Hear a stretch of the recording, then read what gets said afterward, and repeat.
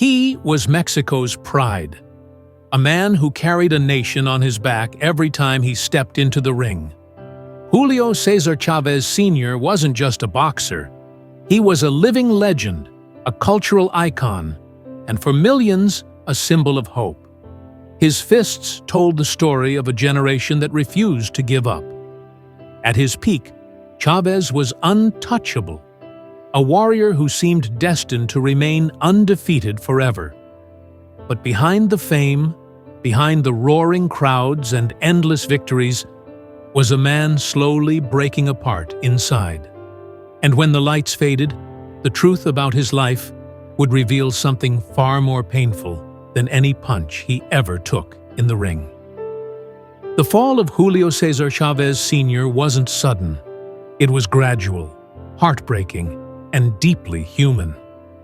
After dominating boxing in the 1980s and early 1990s, Chávez's life took a dark turn.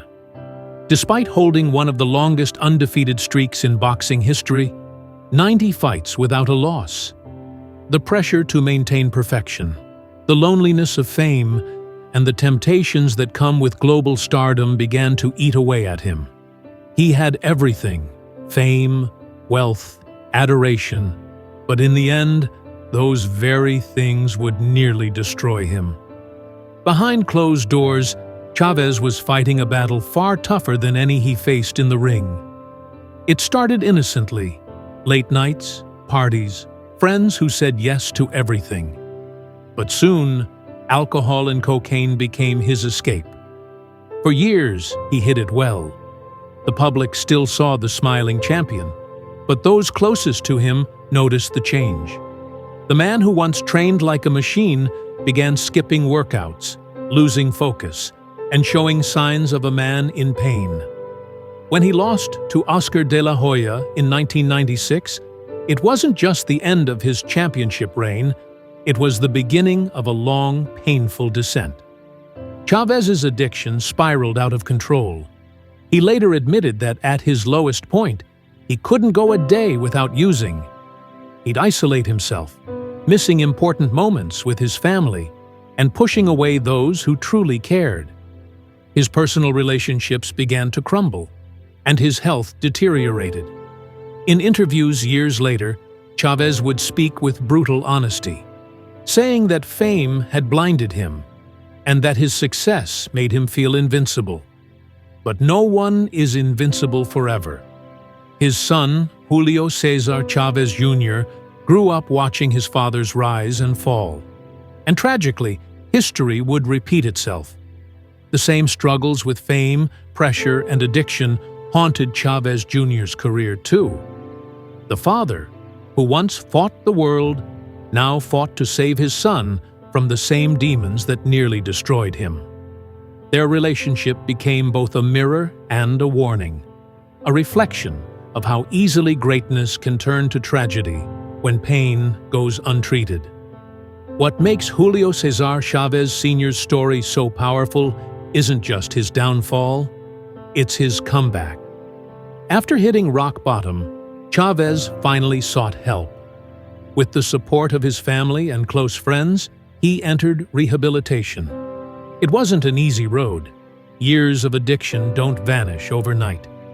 He relapsed, stumbled, and struggled.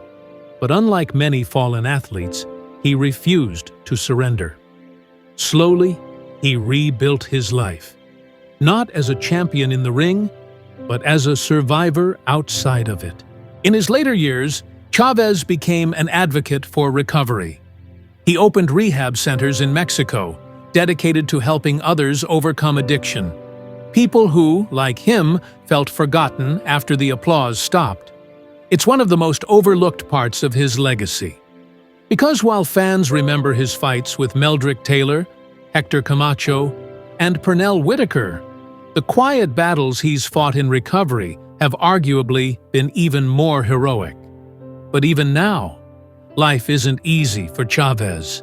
In interviews, he often speaks with sadness about the price of fame.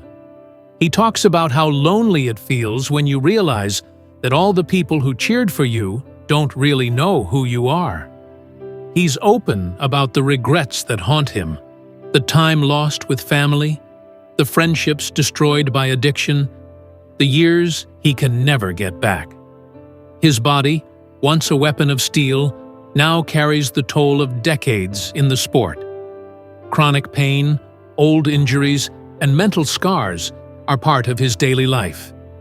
Yet, despite it all, he remains standing. Julio César Chávez Sr. today is a man of reflection. He's no longer the unbeatable warrior, but something much deeper. A man who has faced his own demons and lived to tell the tale.